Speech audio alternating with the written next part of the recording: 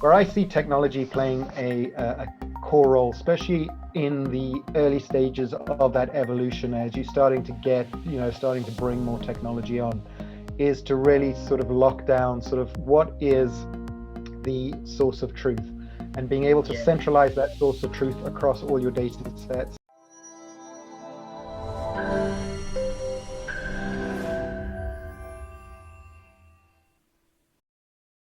Welcome to our next Collectiv Conversation.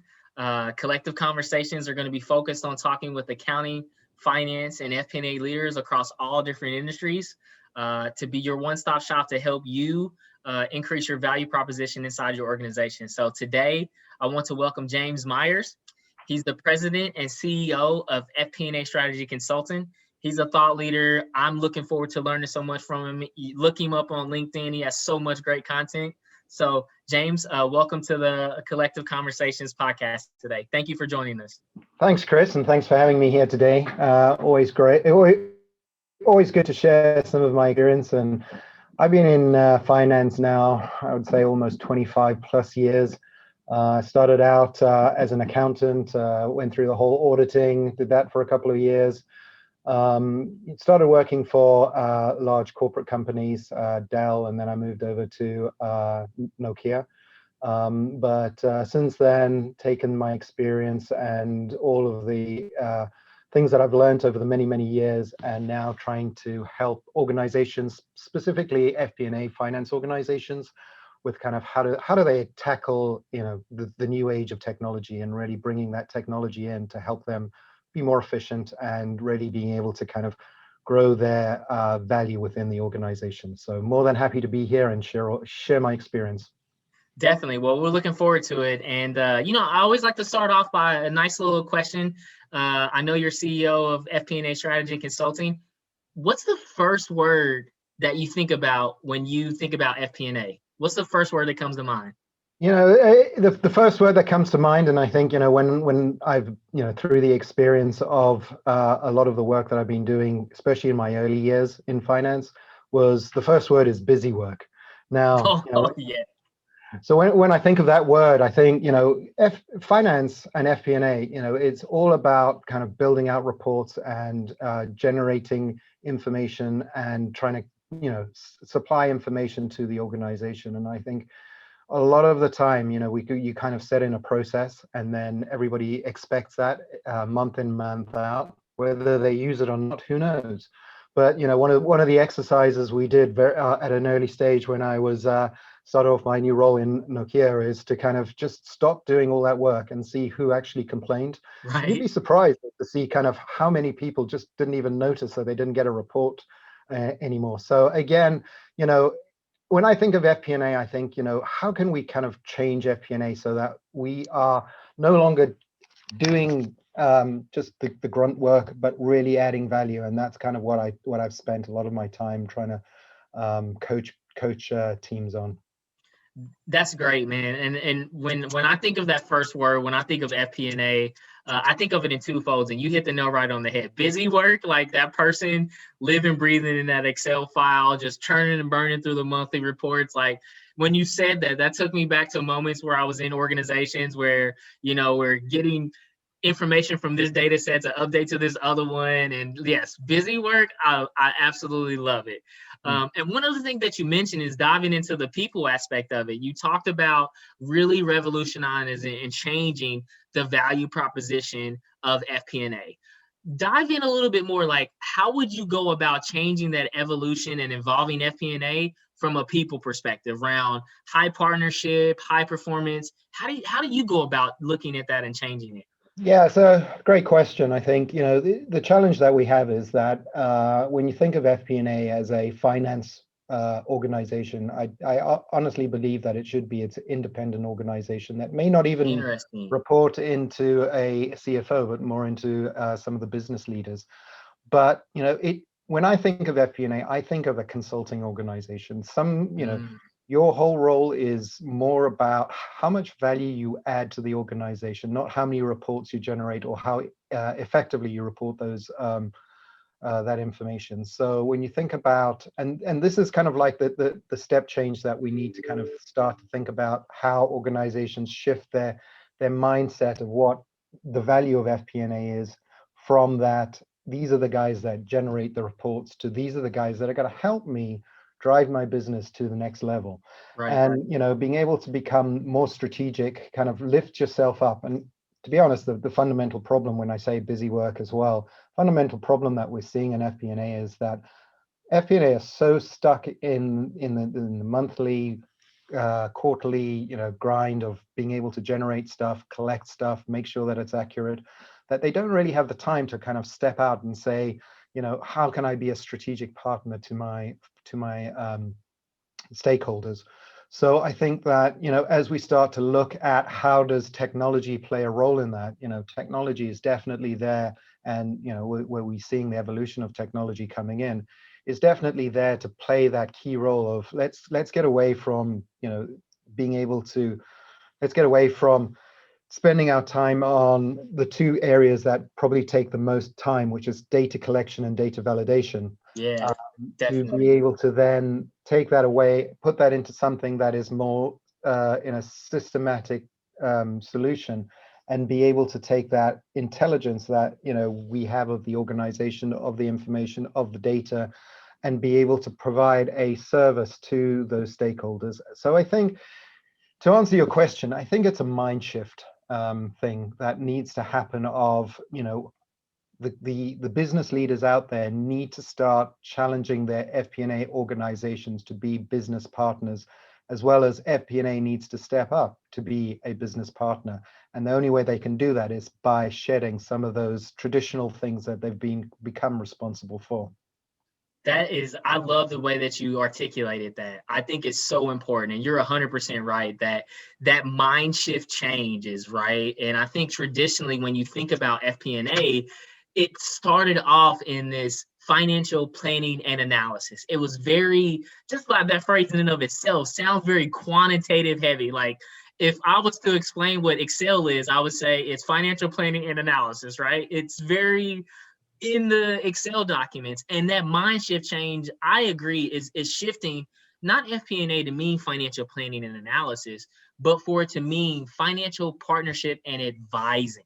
That is really, and that's what you hit upon well, talking about that consultative element of it, right? And I love the way that you said it's meeting halfway, right? Like, FP&A has to be willing to be the business partners, and the business has to look at FP&A to want to have that partnership. So I love the way that you said that. And another thing that you talked about that I want to go into a little deeper on the people side of it is you talked about the value proposition, right? You talked about what are those like 3 to 5 things that you would say, like, these are the key values of any high performance and partnership FP&A team. What will those 5 things be to you? So I think the first one would definitely be strategic. For an FP&A professional to really get under the skin of being a business partner is to really understand what is the strategy of the organization. Where is the not what's happened in the past, but where is the company heading in the future? And I think that's one of the key elements. And that's why we see so many CFOs are now coming from FP&A as opposed to traditional accounting, and even CEOs now are starting to come from FP&A because they are starting to think we're cracking the C-suite. They're starting to think more about, how does strategy play a role in the future of the company, and how do I build that into what I'm doing on a day-to-day basis? Now, I think that strategy plays a key role in things like budgeting and planning, because, when you think about budgeting, it's more about looking maybe the next 3 years or 5 years out into the future. You don't want to just take what you did before, but you want to think about, what am I going to do differently to be able to kind of drive this company in the direction, really adding that shareholder value? For sure. And being able to do that. So the first one is strategic. The second one is being empathetic. And when I talk about empathetic, I talk more about from the sense of understanding who your partners are. And I think not necessarily just, like the traditional sense of empathy, but for more of a business empathy sense. And when I think about empathy, it's really understanding what are the things that are driving those business partners. So if your business partner is the sales director, what is the underlying drivers behind that, what that business partner what their business partner is doing, or the stakeholder is doing? What drives him? What are the things that keeps him awake at night? And this is often Definitely. what happens, is that FP&A, are assigned to a sales leader, and they say, okay, well, if I think that the sales leader needs to know everything about sales, and they give them this massive report, and it's a bit overwhelming, and the sales leader takes the report and just puts it in his recycling bin, and that's the last time it ever gets looked. Sounds about right. But it's more about trying to understand, okay, what are the things that concern this? What is keeping this sales leader awake at night? And once you start to understand that, then you can start to add a lot more value to what you're able to then provide your stakeholders, and being able to kind of tailor your services around being able to provide that value, where you're actually providing a service when you are actually solving a problem that would keep that person awake at night. Definitely. So it's really about, those things. The third one I would say is about failure. And it's, I love that.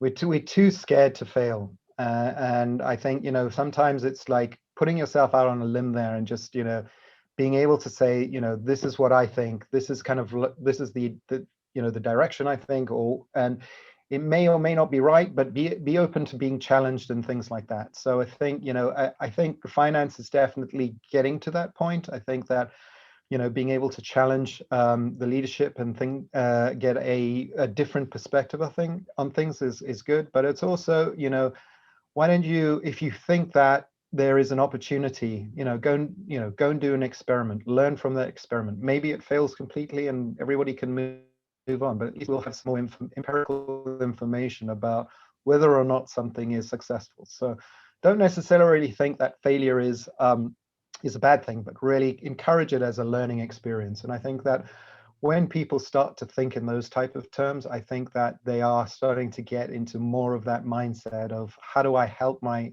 business partner? How do where the opportunities, and really kind of bringing concrete data to the conversation as well. So being able to kind of build out a real plan into the future and things like that, based on some experimentation and things. So I think, those are kind of some of the areas that you're really thinking when you're thinking of people. Yeah, and I mean, like, when you think about high performance and value, right? The strategic aspect of it, the empathetic, and the getting over the fear of failure, right? I think when you look back at this COVID situation, this pandemic that we've been in, right? Those three things have been to the forefront of all kind of FP&A teams, right? I know specifically in my role, partnerships have been so important, but also even more, I love your last point. I love your second point about the empathy view of it, right? So much what we do as finance leaders, as FP&A leaders, probably, across the board, listeners, what you have a impact on is there's ultimately going to be people impacted by the decisions and data that we make, right? And I think when you get inside the spreadsheets and get in the analysis, you lose track of that touch point around people. So I really love that when you think about those top qualities of high performance FP&A and accounting finance teams, empathy, right? Whether it's empathy around the modeling, the scenario planning, or like in your example, building those business partnerships, that's fundamental, right? And that's kind of different. That's a different perspective that you're asking accounting, finance, FP&A people to actually communicate and understand. I love where you mentioned, like, talk to your business partners about what keeps them up at night.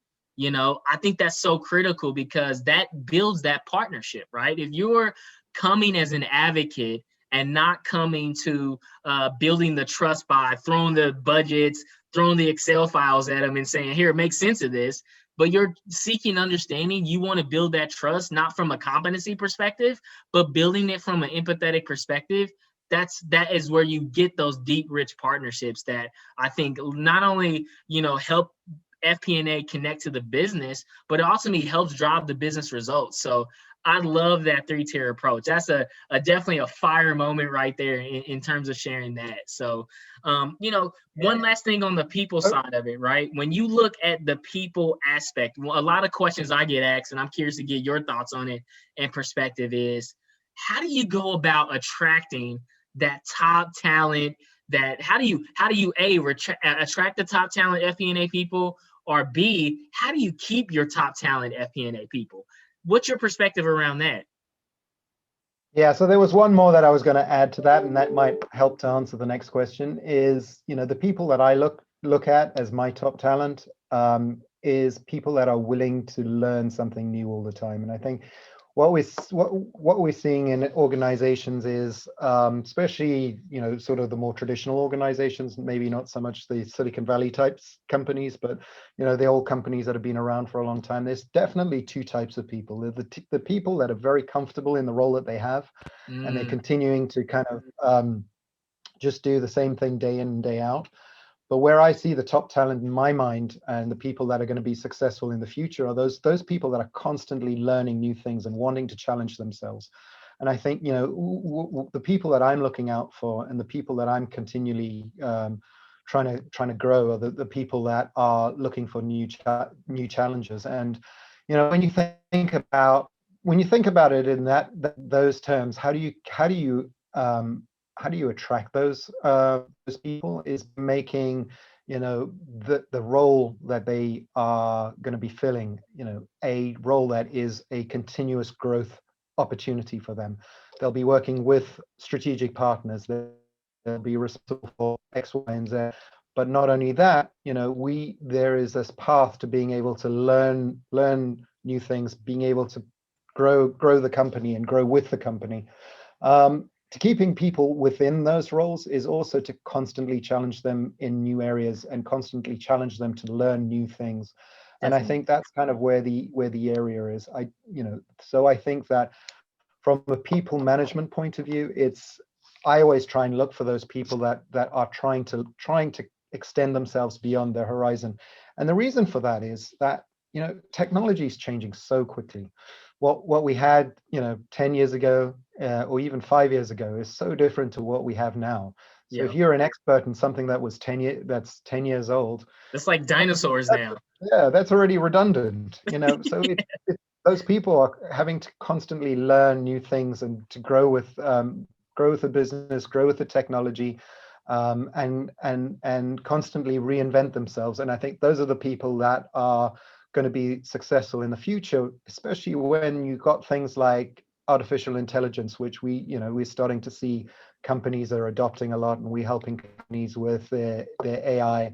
We're bringing in predictive analytics into certain situations where it reduces that sort of that more that traditional way of looking at things, but it doesn't replace jobs. And that's what I think there's a lot of confusion in the marketplace. Definitely. What it does is it creates new opportunities for people, but people have to be willing to take the leap of faith into that new role.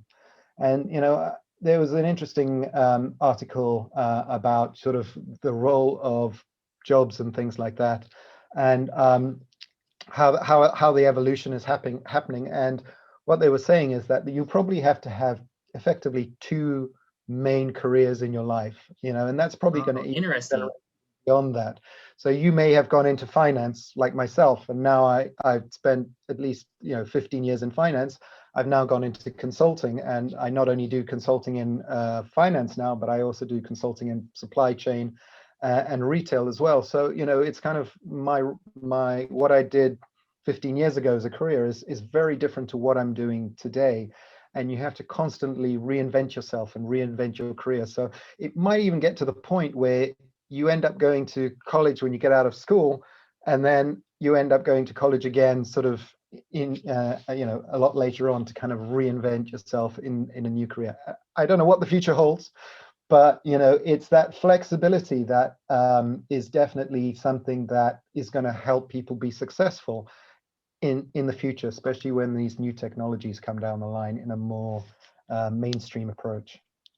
Definitely. I mean, man, there's so much there that I absolutely just am intrigued by, right? You talked about the growth mindset, which is, I think, universal for anybody at this stage, right? You don't have to be in accounting and finance. You don't have to be a growth mindset during this year. If you leave with that, you have won 2020. Like, you have won the entire year. Like, you won the lottery around it. But I really loved your insight around the two different careers that you take.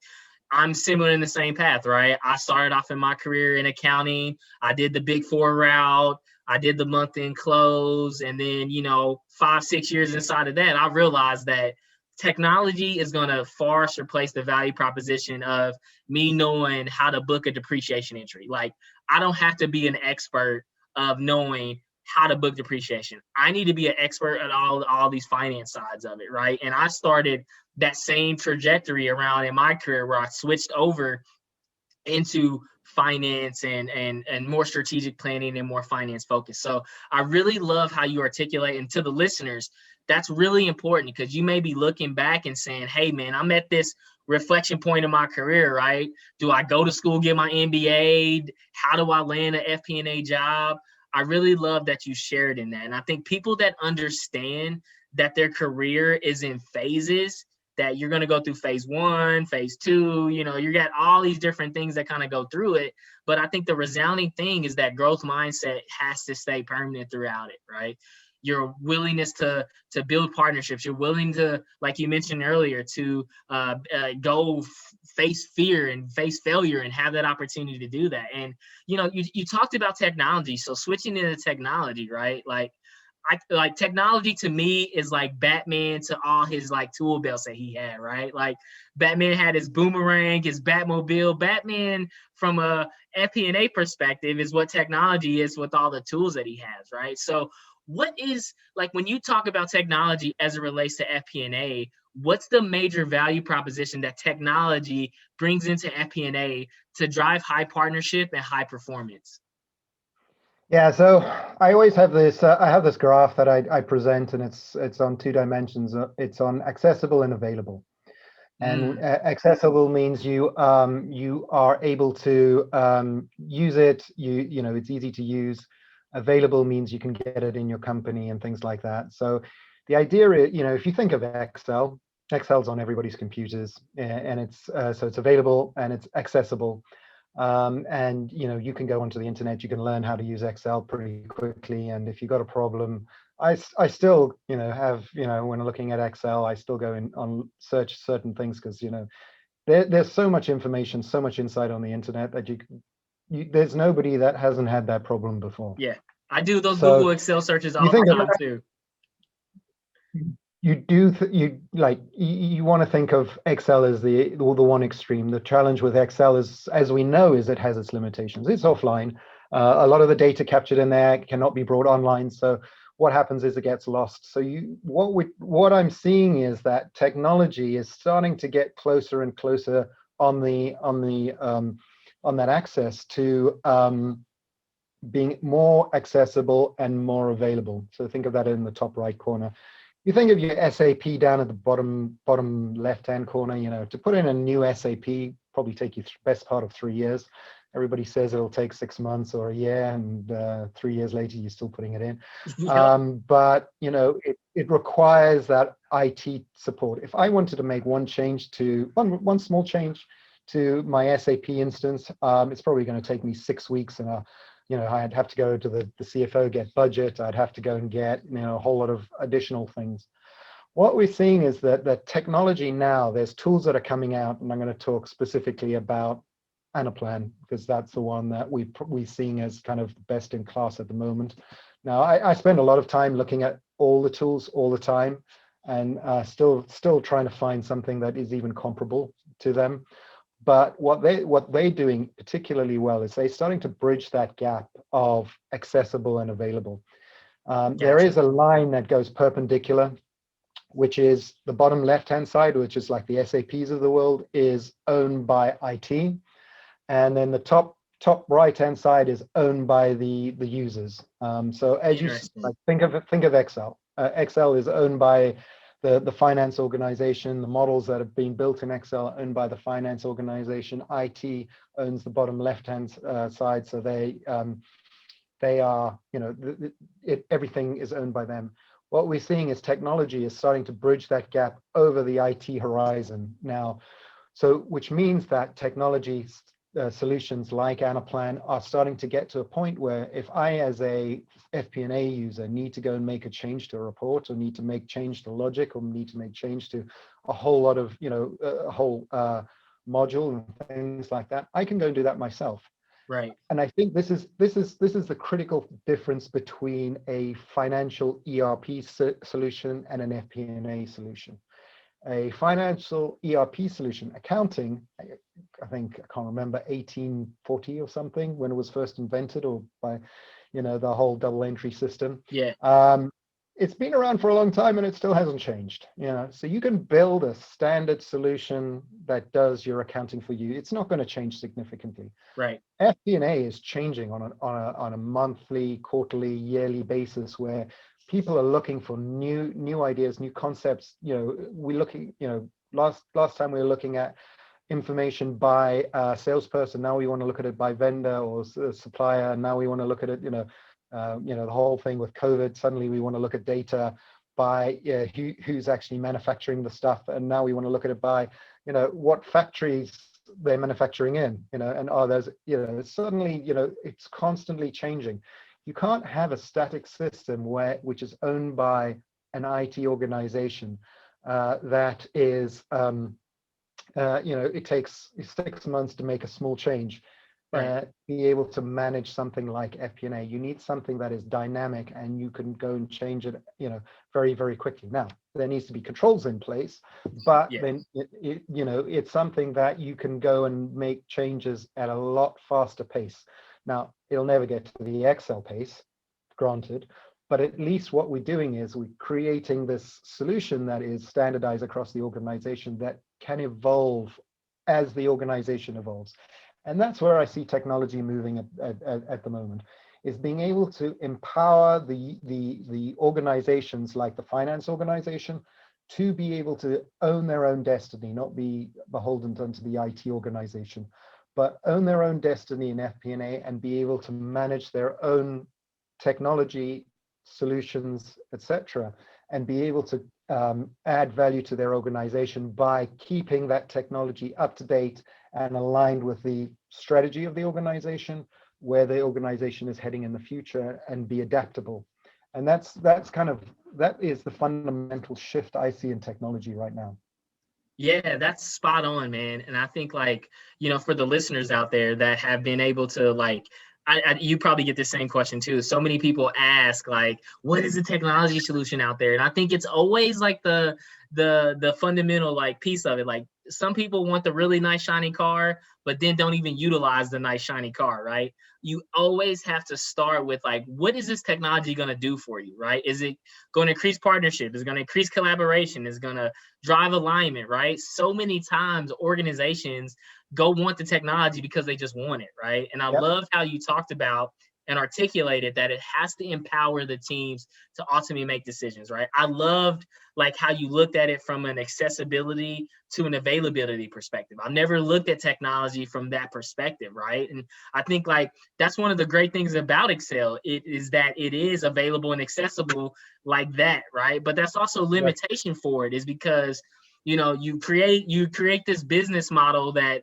now is guiding your business that was 2 tabs. Over a year's time, it's 20 different tabs that you're having to maintain this entire Excel model, right? Which creates its own problems, right? Creates its own, that, what you talked about earlier. It creates its own busy work that you have to do and focus around that, because now you spend 80% of your time just updating this Excel model, when 80% of your time should be focused on higher value activities. So I love how you articulated that from a technology perspective. And to me, I've always looked at technology as a way to increase data-driven decision-making, right? And data-driven decision-making is processes drive data. Data is then turned into information. Information is shared through knowledge to ultimately make a business decision, right? You don't want your people doing that entire process cycle. Have process to information. Let technology do that, right? Like, let technology process your journal entries to turn it into financial statements. Let your scenario planning aspects get to the knowledge place. Now get your people focused on the knowledge to decision making side of it. And I think another point that you mentioned that I want to dive into is this whole idea of static versus agile based planning, performance, partnerships. I think, like, for me, I don't know about you, but during COVID, like, everything was like you said, everything was like reviewed on a daily basis. Things were changing and still continue to evolve on a daily basis. So there's no way we could have relied upon, it was a limitation we had. I didn't have the awesome scenario planning technology. I had Excel to do all this, take this static model that was done a week ago and continuously update it to have an agile based approach. So for those listeners out there that want to move from whether it's static, planning or those kind of things to agile based planning, how would you recommend that they go down that path? Yeah, so I think one of my blogs, I talk a little bit about the evolution, but I do think that the first thing that whenever you go through this process is you really want to be able to lock down your core data. And I think that, what we often see is that organizations, they pull data from multiple different sources, and everybody's source of truth is different.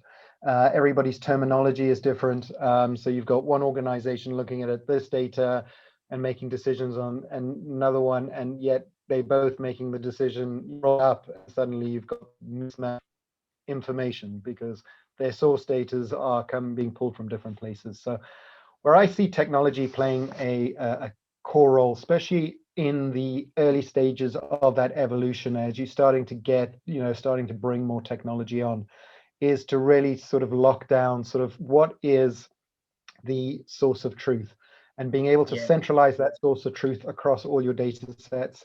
That becomes where people start to make decisions from. Now, if those data sets are incorrect, then you would make the adjustment once in your kind of your centralized solution, and then be able to kind of disseminate that down to everybody, so everybody sees the adjustments that you're making. Not just we're making the adjustment in this Excel spreadsheet and then we're going to present it to everybody, but the underlying core data you've now manipulated, and this other group can't see that adjustment. So we see things like for one of our clients, we actually built a data layer for finance, which was just it was in a SQL database, and we pulled in from their data lake, added in any of those adjustments that we needed to do at a more high level, and then made that accessible through Power BI or one of the visualization tools to the organizations for them to make decisions. They were also able to export that data into Excel and be able to kind of standardize the data across the finance organization. Nice. This was only finance data, so limited to it was slightly more high level, didn't have the transaction level of detail. If somebody wanted transactional level, then they went back to the ERP solutions and things like that. But at least there was one place where everybody knew the data was accurate, it was all consolidated, it was all kept up to date. So that becomes a key repository. That data layer becomes a key repository. Understood. The next evolution, then, how do you want to take that further? I mean, when we think about planning and those sort of things, we really want to start to augment that data, and we may want to augment it with non-financial data, looking at operational data and things like that. So then you start to think about what sort of solutions we want to build in and bring in that data. And you go down and you go through these different levels. Eventually, you get to sort of that artificial intelligence, predictive stuff that you really want to start to augment your data with. What we're seeing, especially technologies like Anaplan, are great. They don't necessarily do great predictive analytics themselves. They have got some functionality. They do use Amazon solutions or Google solutions in the back end, but where we've seen a huge amount of success is where that actually acts as a delivery system for your predictive analytics. So let's take interesting. a forecast, for example. So one of our clients, we actually do a daily forecast for them. They're a retail client, but not necessarily that extreme. But what the system is doing is it's automatically predicting what the forecast is for a particular set of dimensions, and it's giving the user the baseline, and then the user can go and adjust that baseline depending on how they think things are different. This does a couple of things for the user. Firstly, they've got what the system thinks is a relatively accurate forecast.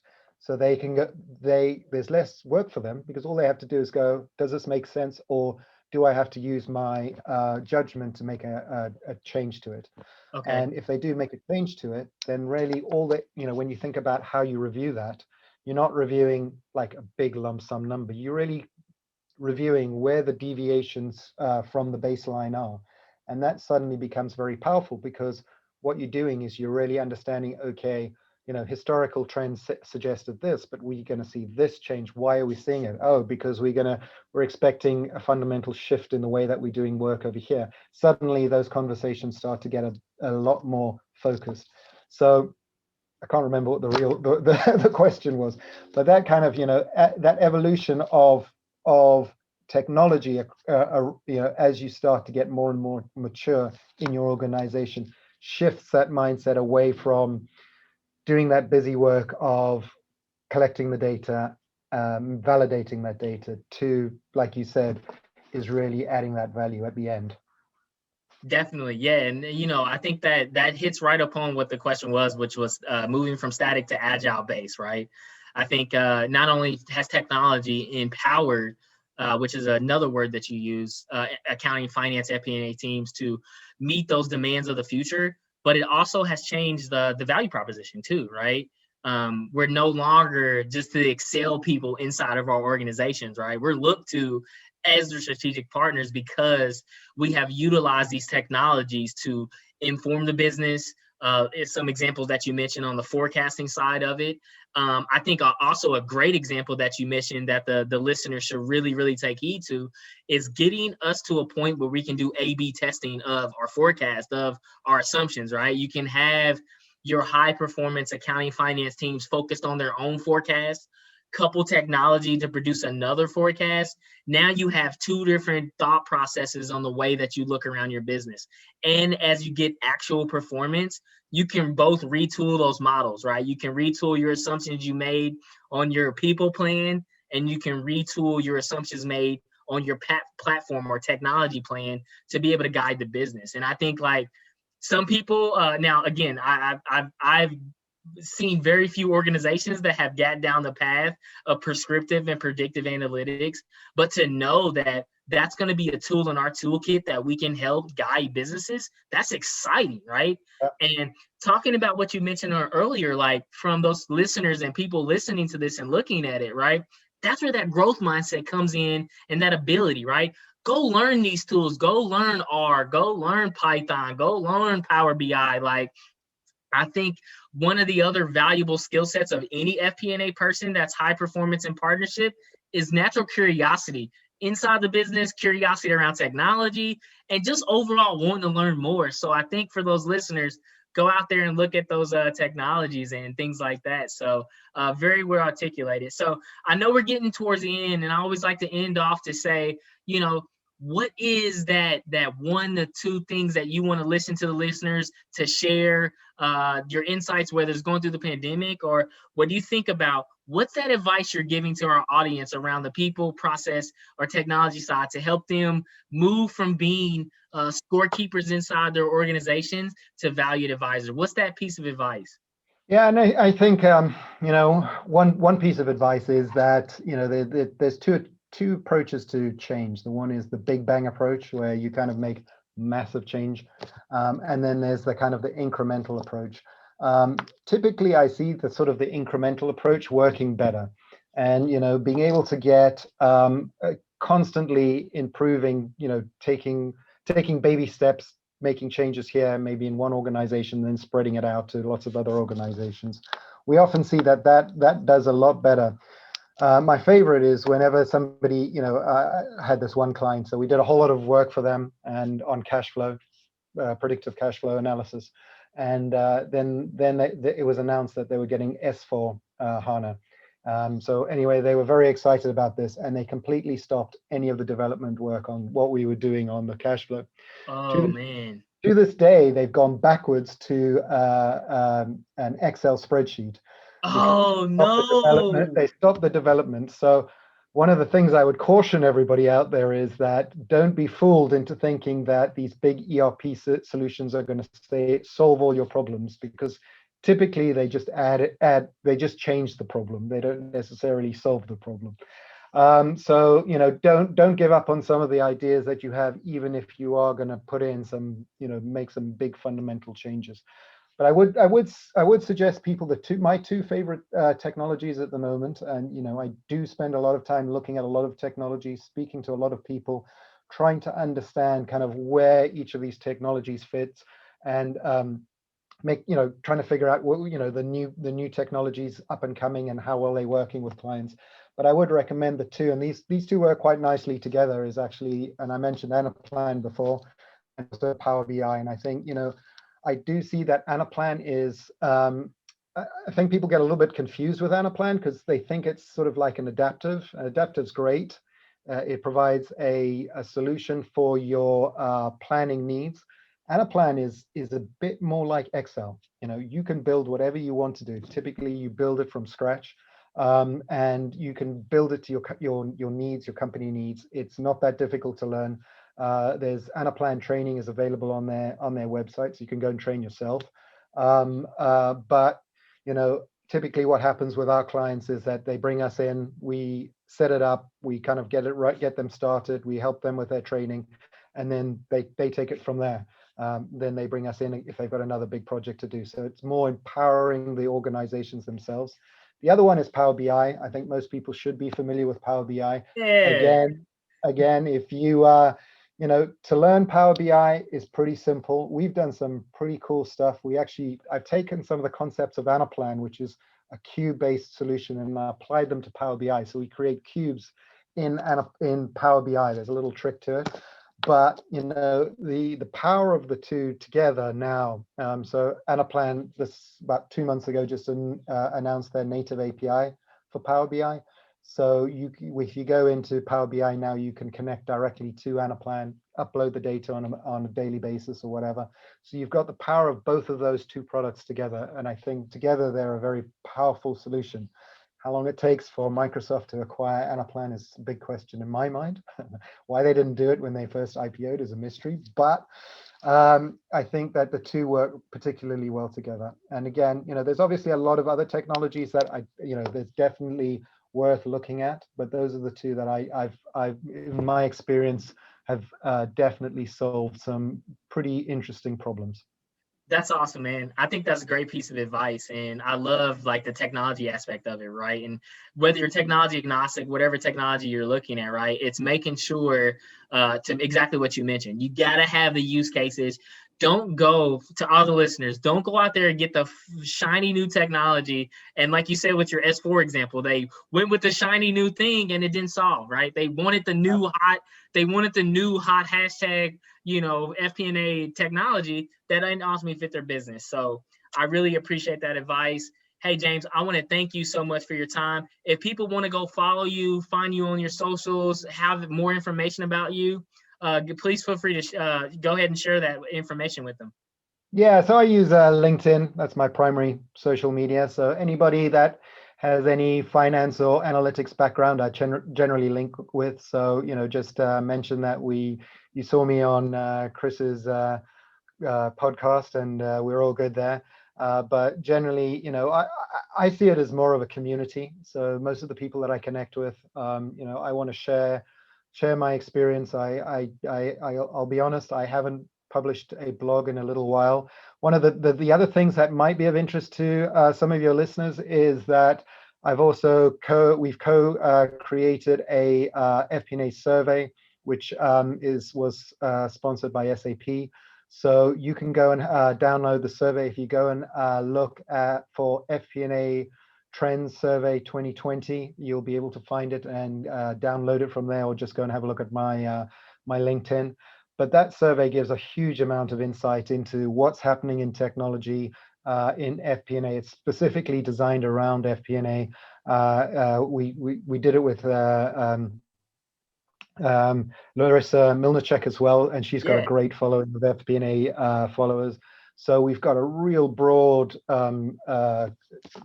base. I think there's over 900 people that have given their feedback over 3 years.